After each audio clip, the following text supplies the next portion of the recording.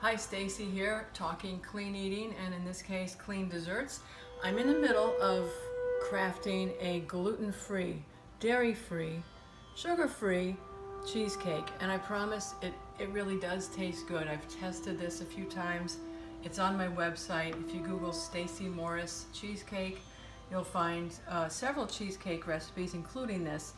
It's basically, in a nutshell, made from vegan yogurt, coconut cream, sugar-free vanilla jello pudding, and vegan cream cheese, which is very important. And this time I'm doing it a little differently.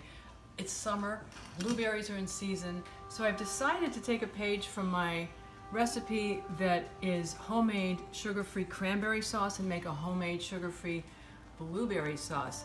All I've done is take about 2 cups of blueberries and mix it with a container of sugar-free grape juice concentrate. Let it simmer for about an hour so it reduces into a nice, thickish sauce. And these are just so good for you, loaded with antioxidants. I hope you can see that. No refined sugar. This is going to be a beautiful dessert, and I hope you try it. Here's to your health. I've spread the blueberry sauce on top of the cheesecake.